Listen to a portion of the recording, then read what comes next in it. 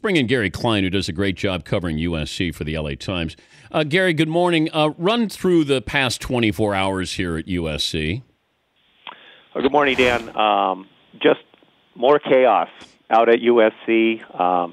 They're coming off, or more importantly, Steve Sarkisian coming off that loss last Thursday against Washington, showed up after a few days off, ostensibly to recruit, met with his team on Sunday morning, and then less than 2 hours later was absent from practice, out on the practice field. We were watching and waiting for him to come through the gate, and he never did.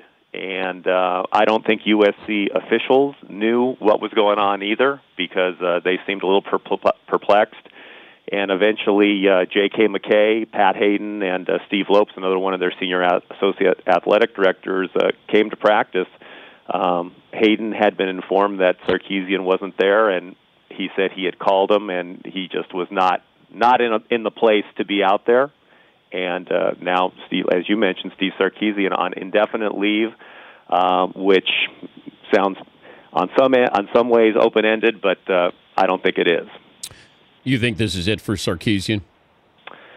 Well, Dan, I think if they had taken some action less than 2 months ago when he appeared at their Salute to Troy event and had such an embarrassing incident, that maybe there was a chance that he would be able to seek the help away from football that it sounds like he needs, and maybe he could have come back. But I think at this point, it just doesn't. As much as they're calling it an indefinite leave, it certainly seems like it's probably going to go the other way. There were reports / rumors, or maybe the other way around, about Sarkisian that he had been drinking prior to a game or the Arizona State game or when he showed up to meet with his team. Can you separate fact from fiction here just to give us an idea of how bad this is and was? It's difficult to really separate the fact from fiction. Now, I think you have to go back, whether you believed it or not, to that Salute to Troy event when he said the issue was mixing alcohol with an unspecified medication. He, going forward, I can just tell you as an outsider dealing with him on a daily basis, seemed to be okay. But, we all know that doesn't necessarily mean anything in terms of what's going on behind the scenes with someone who's dealing with those kinds of issues. So there are people within that program that have described it as he just wasn't right. At Arizona State, for example, something was different. It didn't seem himself. But actually, finding the smoking gun, if you will, or the bottle or whatever, I think that has not happened. At this point, it's just people's sense of what they thought was going on. Reaction from recruits. I saw where one decommitted a 5-star recruit. Yeah, going forward, that's Dalen Hayes, a linebacker, highly regarded player, had signed a financial aid agreement, which binds the school to the player, but not the player to the school. But he has pulled out. Some other recruits have said, "Well, we're going to wait and see." But this has a lot of ramifications that go way beyond the game on Saturday against Notre Dame, which is huge anyway. This is a story that's going to continue. This once again, I think, puts Pat Hayden in the spotlight. As much as now Sarkisian is gone, I think the fans' ire turns to Pat Hayden.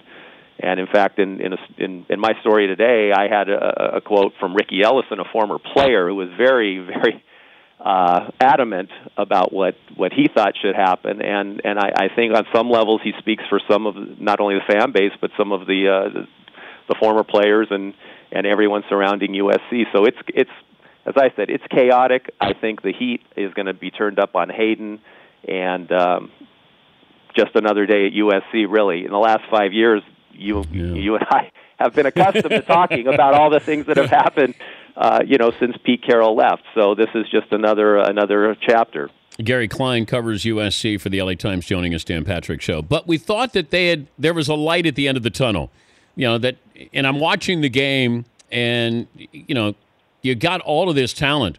every time the announcers are talking about, oh, Kessler should be a Heisman Trophy candidate. Jesse Palmer was the analyst. And then you had the number one running back last year in high school. You got one of the top receivers, one of the top corners. You got a good offensive line.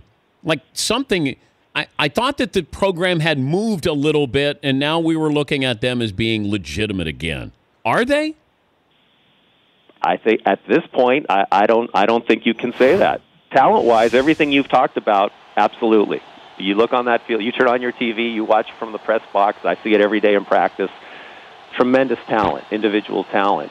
And after that Arizona State game, when they played so well on defense and fans weren't, calling after Justin Wilcox's job every 5 seconds, and Sarkisian, it seemed like, okay, maybe this is when they turned it around. But I'll tell you, going into that game last week against Washington, the coaches downplayed it, Sarkisian downplayed it.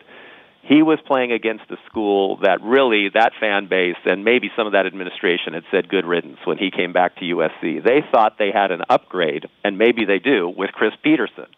But USC's coaches played that down going against Washington, and they played so poorly. Even when you thought they might pull it out at the end, they didn't. Who's to say, because we haven't really had a chance to talk to Sarkisian about it, how much that affected him? Because he was under tremendous scrutiny. And here you got Chris Peterson, who Pat Hayden had interviewed for the USC job and didn't hire, beating them at the Coliseum, and the team being booed as it came off the field. Like I said, just chaotic. Should be fun in South Bend this weekend, Gary. Dan, this is the anniversary of the 2005 game, which is one of the greatest in college football history, certainly in the history of that rivalry. And I think everyone was looking forward to that kind of celebration on both ends, probably. But this certainly changes the dynamic. And think about this: if you're Brian Kelly or you're Notre Dame, this is a rivalry with such long tradition. When Clay Helton goes out there as the interim coach, he's going to be the fourth USC coach in 4 years to coach USC against Notre Dame. And the last time they were there, Ed Ogeron was on the sideline, and the USC lost. So it's nuts. It's crazy. It's everything up in the air over there on so many different levels, and that game is just going to be one of them. Thank you, Gary. No, you got a busy day. Thanks for joining us. Thanks, Dan. All right, Gary Klein covers USC for the LA Times.